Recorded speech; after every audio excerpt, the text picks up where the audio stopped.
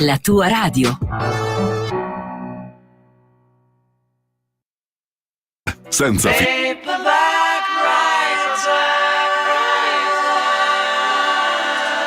Va ora in onda Alta Tiratura con Alessandro Gnocchi.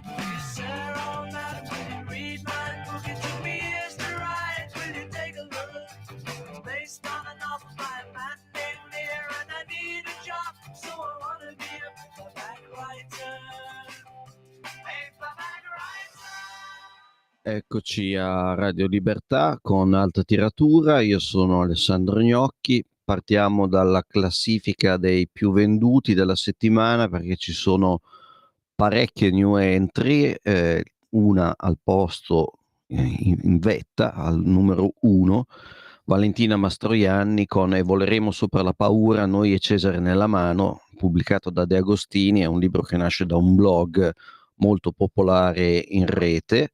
E tra gli altri ingressi vi segnalo 2 di Enrico Brizzi, che è il seguito del fortunatissimo Jack Frusciante, è uscito dal gruppo, e vi segnalo anche il saggio di Federico Rampini in quinta posizione. Si intitola Grazie Occidente, tutto il bene che abbiamo fatto, e come avete capito già dal titolo è un saggio che mette in luce gli aspetti positivi del nostro stile di vita democratico e liberale, stile di vita che spesso è inspiegabilmente, per quanto mi riguarda, sotto accusa. Per il resto sono autori che abbiamo già visto, però ecco, Milena Palmentieri, Donatella Di Pietrantonio, che hanno dominato l'estate, adesso sono al 9° e al 10° posto e ben distaccati dalla vetta, quindi forse è finito l'effetto della saga estiva. Bene, passiamo ai consigli. Il primo libro che vi consiglio è molto particolare, è un libretto che si legge in poche ore, si intitola Gramsci e il jazz, è un saggio di Roberto Franchini, edito da Biblioteca, sono 90 pagine, costa 12 €. Allora, questo libro ci permette di fare una riflessione su uno degli aspetti tipici della cultura italiana, uno dei più detestabili in assoluto, che è il paternalismo, ovvero la convinzione che la gente sia sostanzialmente ignorante e stupida e quindi abbia sempre bisogno della guida di una elite illuminata. Elite che ovviamente si autoproclama elite e si autoproclama illuminata. Dietro a questo atteggiamento buonista verso la gente comune si nasconde quasi sempre in realtà un desiderio di esercitare, se non il potere, almeno l'influenza, e quindi alla fine è un discorso di narcisismo, è un discorso appunto di potere, non di reale trasporto per la funzione, come dire, pedagogica e didattica che può avere l'intellettuale. Qui è una cosa completamente diversa. Attraverso la finta bontà si esercita il potere. Ora, questo libro è molto particolare perché va a tirar fuori dall'opera di Gramsci 2 lettere, una molto breve e una invece piuttosto lunga, in cui Gramsci, Antonio Gramsci, padre del Partito Comunista Italiano, grande intellettuale, autore dei Quaderni del carcere e di tutta una serie di scritti che hanno segnato la cultura italiana. Gramsci era teorico dell'egemonia culturale, ovvero riteneva che gli intellettuali al servizio del comunismo dovessero occupare tutte le posizioni di potere diciamo nella filiera culturale per poter erudire il popolo e quindi avvicinare il popolo alle istanze della lotta di classe. Ecco, il teorico dell'egemonia culturale in queste lettere si mostra preoccupato dall'egemonia musicale che il jazz iniziava a esercitare negli anni '20. Ora, voi tenete presente che negli anni '20 moltissimi musicisti americani di grande nome si trasferiscono a Parigi, è un momento in cui tutti gli americani, anche tutti gli scrittori, vanno nella capitale francese e ci va Hemingway, ci va Pound, ci vanno tutti e di conseguenza si portano dietro, come dire, anche la propria musica, che è il jazz, le orchestre jazz. Ne fa una descrizione magnifica un francese, Céline, in realtà in più suoi libri. E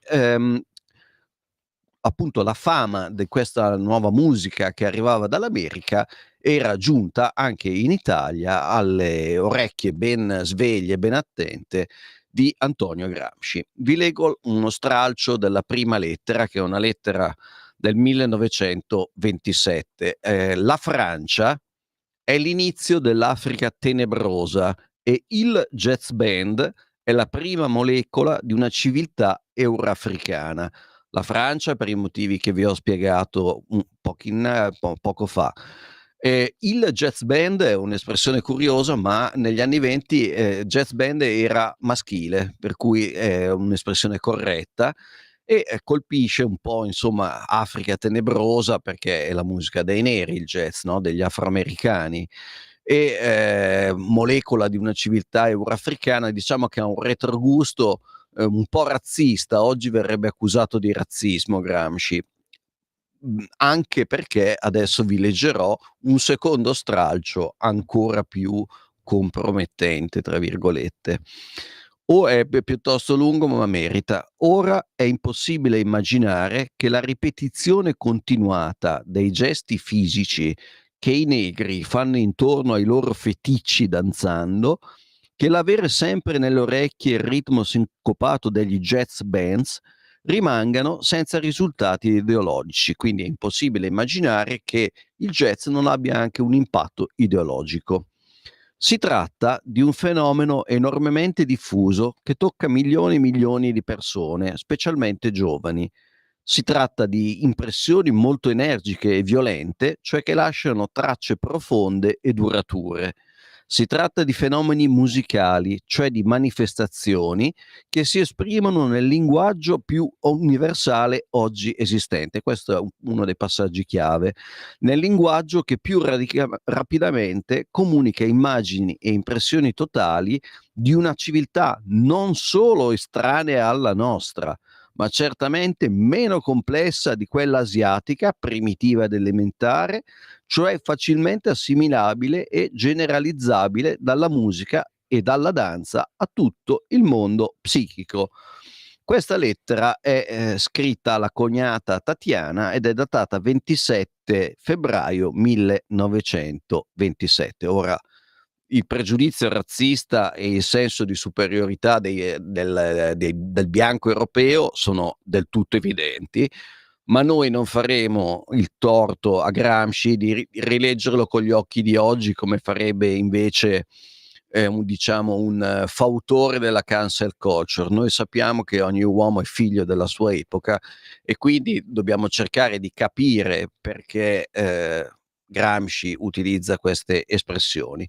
Il saggio di Roberto Franchini ci spiega perfettamente qual è il corretto contesto storico e anzi fa vedere che in realtà questo non è tanto un pregiudizio razzistico, anzi nonostante quelle parole si tratta di un deciso interesse per una cultura che è completamente diversa e di cui pochi in Italia si erano accorti a quell'altezza cronologica.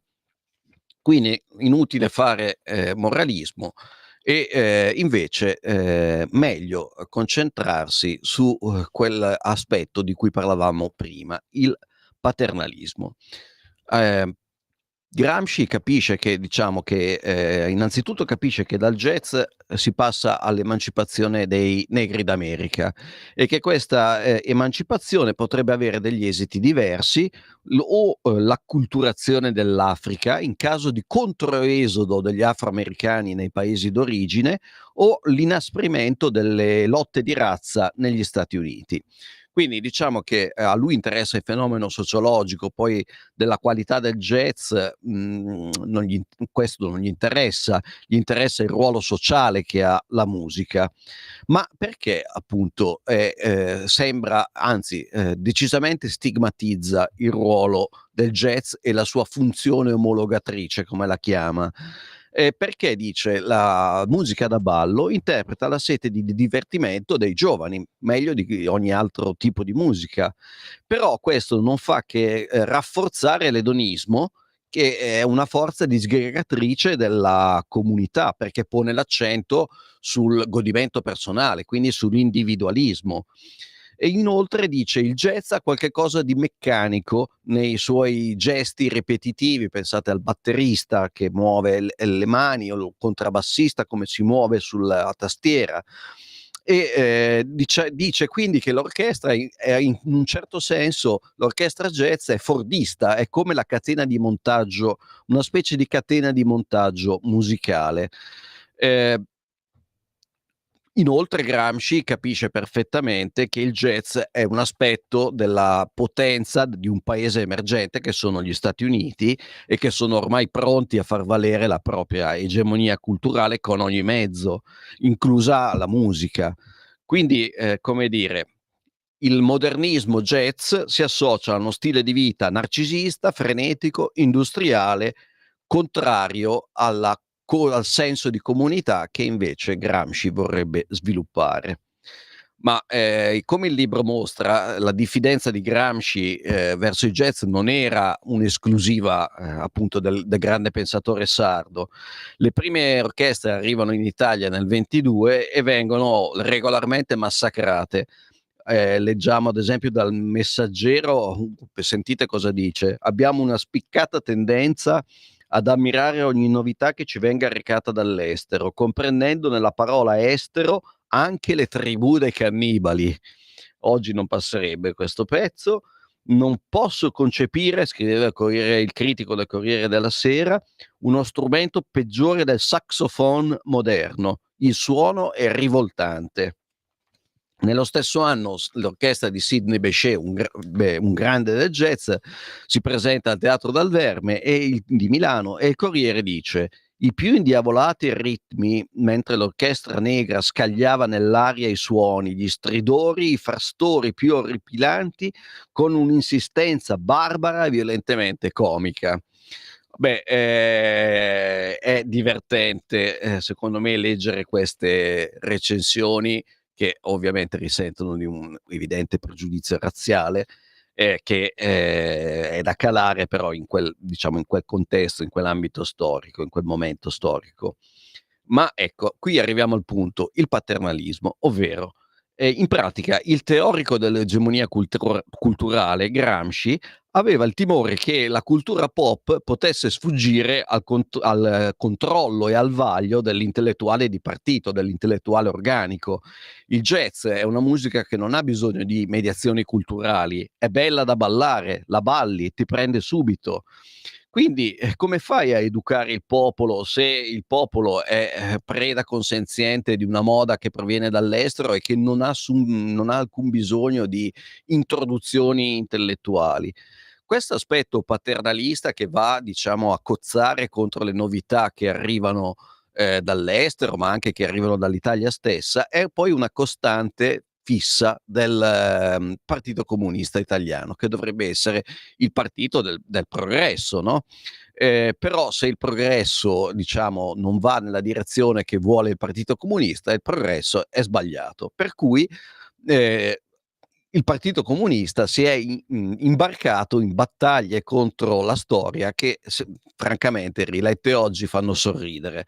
Nel 48 Berlinguer era a capo da Enrico Berlinguer, era a capo della FIGC e se la prende con i fumetti, e scrive che è preoccupato per la diffusione di questo genere che è, virgolettato, cattivo in sé e volto a narcotizzare gli adolescenti con forti dosi di americanismo. I film di Hollywood non ne parliamo. poi c'è una battaglia, dopo quella contro il jazz, c'è quella contro il rock e contro le canzonette, ma la battaglia forse più divertente è quella contro la televisione a colori. Televisione a colori che Enrico Berlinguer, uomo dell'austerità, vedeva come il fumo negli occhi, perché rendeva luccicante gli oggetti che venivano pubblicizzati e quindi spingeva ancora una volta all'edonismo, al narcisismo, all'individualismo e così via. Per cui l'Unità, che era il giornale di partito, si imbarcò in una serie di articoli contro la televisione a colori e vista appunto come un incentivo ai consumi di lusso. E vi voglio però leggere il titolo, a mio avviso sublime nella sua idiozia, di uno di questi articoli: assurdi segnali colorati. Bene, qua chiudiamo la prima parte, ci ascoltiamo un brano rock dei Limp Bizkit. Take a look around.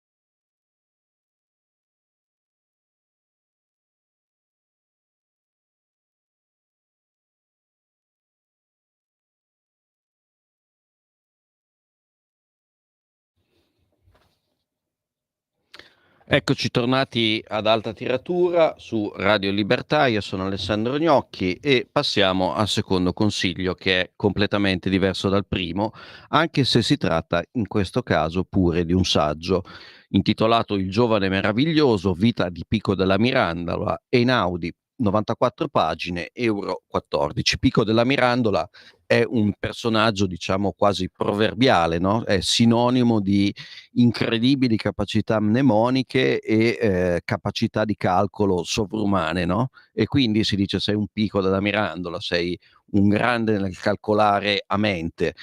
In realtà Pico della Mirandola è un personaggio piuttosto complesso e questo libro di sole 94 pagine riesce non solo a illuminare Pico, ma anche a illuminare decisamente un'epoca che per certi versi è ancora da scoprire, nonostante sia il Rinascimento, cioè la carta d'identità, diciamo, dell'Italia che l'Italia mostra al mondo. L'autore è con il massimo della competenza, ha curato in questi anni le edizioni complete per una collana prestigiosa che è i Millenni dei Naudi di Pico, appunto di Pico della Mirandola e di Marsilio Ficino, che di Pico era amico e collaboratore.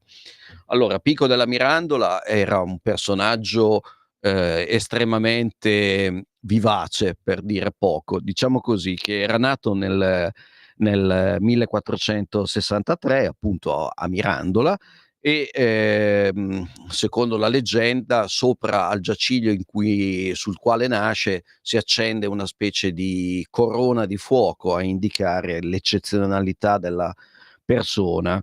Ha avuto diversi procedimenti penali, diciamo così, infatti a un certo punto da giovane si innamora di una Margherita de' Medici, ramo minore della famosa famiglia fiorentina, che è già sposata però, e lui decide a un certo punto di fare irruzione a casa di Margherita insieme a 18 cavalieri e la rapisce. Finisce al gabbio, cioè finisce in carcere, dove viene salvato da un amico che si rivelerà provvidenziale anche in altre occasioni, ovvero Lorenzo il Magnifico, vale a dire Lorenzo de' Medici, vale a dire il principe di Firenze. Eh, Pico aveva delle amicizie molto importanti, oltre a Lorenzo era amico di Angelo Poliziano, il più grande filologo dell'epoca, di Marsilio Ficino, che è colui che ha, come dire, riportato in vita Platone in Occidente, e aveva anche un amico, Girolamo Benivieni, che era un poeta all'epoca molto noto e che forse è stato anche il suo amante, a quanto si dice. Ora, Pico è famoso per un'opera in particolare, un'opera che si intitola Conclusiones, sono 900 tesi sulla divinità e sulla religione, 900 tesi che a suo dire dovevano essere discusse, cioè lui non le presenta come una verità assoluta, le presenta come 900 argomenti da tenere presenti e da discutere uno per uno. Eh, Questa opera è accompagnata da un'orazione apocrifa, cioè a cui è stato dato un titolo che in realtà Pico non diede mai, e si intitola, è nota come De Hominis Dignitate, ed è la De Hominis Dignitate è l'orazione ritenuta manifesto, tra virgolette, del Rinascimento, perché porrebbe l'uomo al centro del mondo e vorrebbe un uomo capace di dominare la natura. Quindi, come dire, è un punto di vista laico, parzialmente laico. Ehm, Però, appunto, dal libro di Eggi capiamo che in realtà questa leggenda è stata costruita prevalentemente dagli studiosi tedeschi che nell'Ottocento venivano in Italia e che la De Hominis Dignitate aveva in realtà un significato piuttosto diverso. Pico immaginava una specie di libertà negativa, un luogo inattingibile della nostra anima che ci permetteva poi di essere liberi dal destino e quindi di poter prendere le nostre scelte. Non è esattamente la stessa cosa a cui abbiamo accennato poco fa. La tesi delle conclusiones è la seguente, ovvero tutte le religioni sono, diciamo, in origine, le grandi religioni sono tutte monoteistiche e provengono da una stessa antichissima tradizione. Quindi anche diciamo in un'ottica di pace e di dialogo, è meglio concentrarsi su ciò che esse hanno in comune. Questo è diciamo un credo tipico di un certo esoterismo. Ehm, e appunto non a caso una delle accuse che venne rivolta dai contemporanei a Pico era quello di essere un occultista, cioè di essere un mago. Laddove magia peraltro non ha il significato che immaginiamo noi, cioè non ha niente a che vedere con le pozioni magiche. La magia nel Rinascimento era un modo di piegare attraverso una serie di simboli la realtà, la natura al nostro volere. Quindi diciamo non è tanto un atteggiamento antiscientifico, anzi è come dire questo atteggiamento pone le basi per quella che poi diventerà la scienza della natura. Questo libro in 96 pagine appunto spiega tutte queste cose e anche molte altre. Naturalmente le tesi di Pico non furono prese benissimo dal Papa dell'epoca, che era Innocenzo VIII, che prima le sconfessa pubblicamente e poi pensa anche di affidare Pico alle cure, diciamo così, della Santa Inquisizione. Pico però si salva per due motivi. Il primo motivo è che in quel momento sta viaggiando in Francia, dove l'Inquisizione ha meno ramificazioni, e il secondo motivo che ancora una volta può contare sull'aiuto decisivo di Lorenzo il Magnifico, che lo mette al sicuro, lo prega di allontanarsi da Firenze, lo mette a Fiesole sulla collina, lì lavora insieme a Marsilio Ficino, lì i detrattori dell'epoca dicono quelli sono due maghi, chissà cosa fanno a Fiesole, ma in realtà a Fiesole non accadeva altro che lo studio dei testi antichi e di Platone in particolare. Eh, Questo libro quindi diciamo è aureo perché ci fa capire che diciamo il Rinascimento ha anche un lato oscuro, tenebroso, esoterico, da studiosi dell'occulto, e questo tipo di cultura è in realtà fondamentale per capire sia il Rinascimento sia la sua iconografia. Se voi fate un salto agli Uffizi e guardate i quadri di Botticelli, ad esempio, trovate tutta una serie di simboli e di immagini che lì per lì non sono difficili da capire, ma sono quasi sempre dei richiami appunto all'esoterismo. Il libro di Ebgi è scritto benissimo perché appunto coniuga la massima profondità scientifica con uno stile che è piacevolmente divulgativo, però come spesso accade, anzi la divulgazione, se non è alta divulgazione, è semplice intrattenimento. In questo caso direi che si va ben oltre il semplice intrattenimento, che pure non è da disprezzare, e che in pochissime pagine e in 2 ore e mezza di lettura il lettore ha la possibilità di capire chi era il giovane meraviglioso, cioè Pico della Mirandola, ma anche di farsi un'idea piuttosto completa, precisa e aggiornata su quello che è stato il nostro massimo vanto nel mondo, ovvero il Rinascimento. E con questo concludo e vi do appuntamento alla prossima settimana.